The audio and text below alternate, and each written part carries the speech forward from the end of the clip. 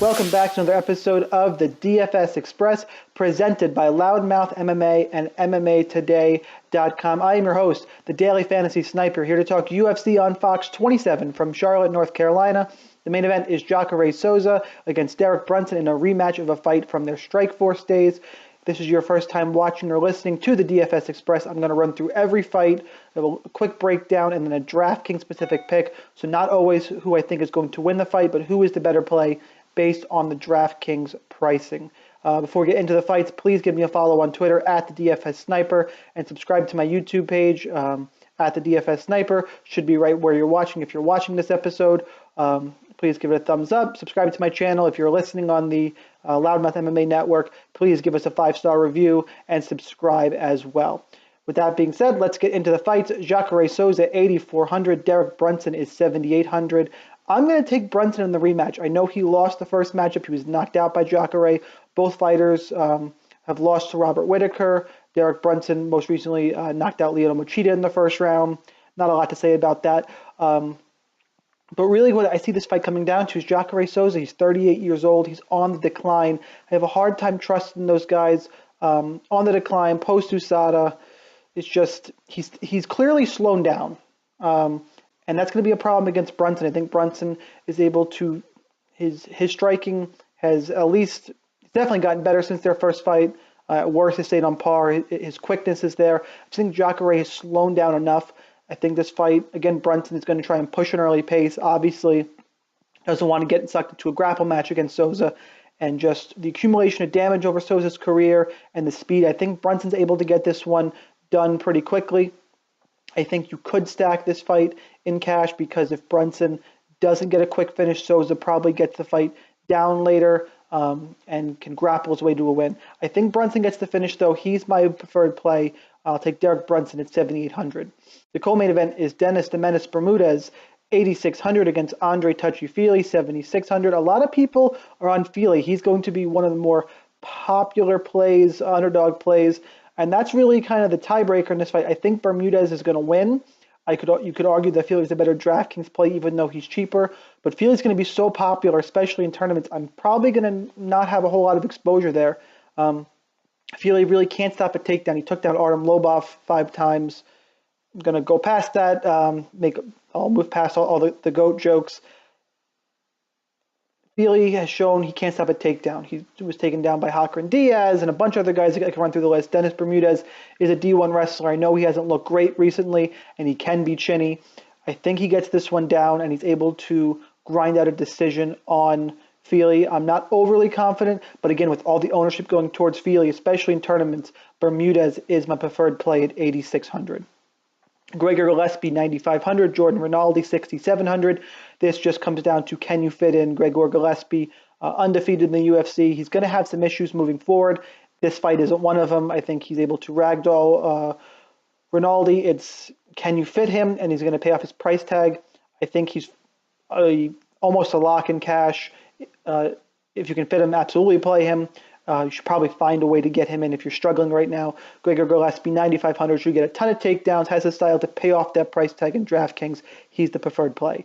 Drew Dober, 8,900. Frank Camacho, 7,300. When Frank Camacho's in a fight, it has been fun. Fight of the night performances against Li Jinglong and Damian Brown.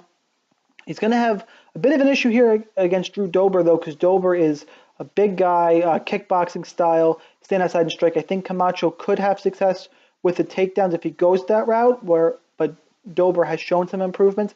I just don't think Frank Camacho is going to do that. I think he likes to be in these firefights, and Dober's more technical in them. Camacho's certainly live, especially as a tournament play, because he has big power, and I think he's going to be able to draw Dober into a firefight in this one. But Dober, that Muay Thai background, is super technical. He's my pick here, and the preferred play at 8,900. Bobby Green, 8,500. Eric Koch, 7,700. I am probably one of the few people on Eric Koch in this one. Bobby Green drew Lando Venata last time out. He should have been knocked out in the first round. That could have been stopped. Eventually, Venata threw a knee while he was down. He got a chance to recover. Should have been 4 straight losses. Koch lost to Guida. He was grinded out. Bobby Green's not going to do that. I'm worried about Green's chin. When Koch's in a stand-up fight, he fares just fine. I like Eric Koch at 7,700, especially in a card where there's not a ton of dogs I think can win. Koch is one of them. Mirsad Bektik, 9,400. Godofrede Pepe at 6,800. Bektik, you remember, was a victim of the comeback of the year against Darren Elkins last time out. Pepe, 6,800. He's live because he's an all-or-nothing guy. He's going to throw up submissions when he gets taken down by Bektik or swing wildly on the feet because his striking is not good. He just goes all or nothing. I think Bektik gets him down, gets back on the winning track here. 9,400 is going to be hard to pay for, and I'd probably prefer Gillespie, but he is the preferred play at 9,400.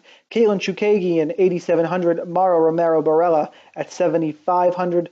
Romero Barella surprised me last time against Faria.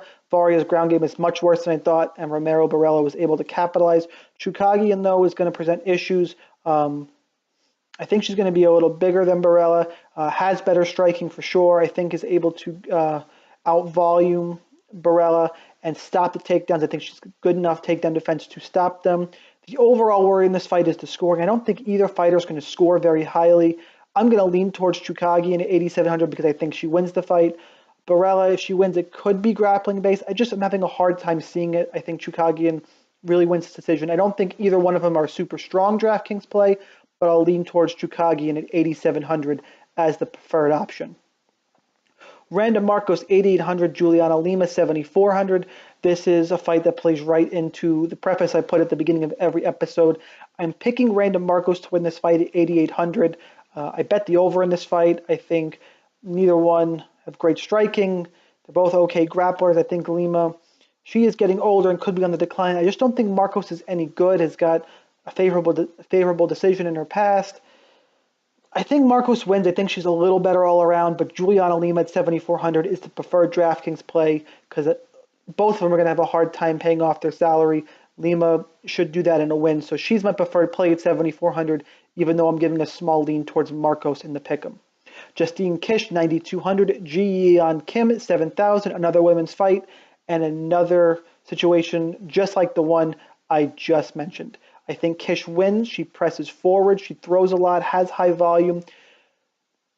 But Kim is going to be a live dog here at 7,000. Kish is coming up from 115. Kim down from 135. 8-inch reach advantage for Kim. I think she'll be live. She doesn't use her reach very well. But just to style this one, I think they're both going to have a lot of volume. I should correct myself. I didn't bet the over in the Marcos Lima fight. I bet the over in this fight, Kish and Kim. I didn't think Marcos and Lima could go over. It's something I will look at. Haven't bet it as of yet. Kish is probably going to out-volume Kim in a decision here, a close decision. I think it'll be closer than most people think.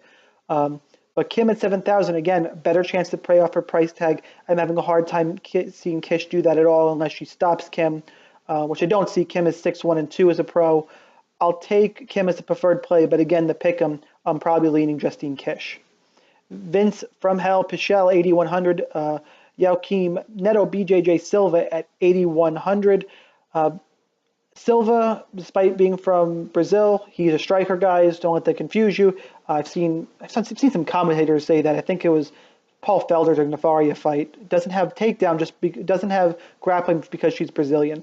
And his name is Neto BJJ, which is just odd. Vince Pichel, I think, is going to go out, get takedowns, and really dominate Silva here, shown he can't stop a takedown. He just hits hard. Pichel is not also an aging fighter. Hasn't shown really chin issues as of late, but with how hard Silva throws, he's live in that respect. But because of the grappling upside of Vince Pichel, I'll take him as my preferred play at 8,100, and I think he actually wins the decision here pretty comfortably. Nico Price, 9,000. George Sullivan, 7,200.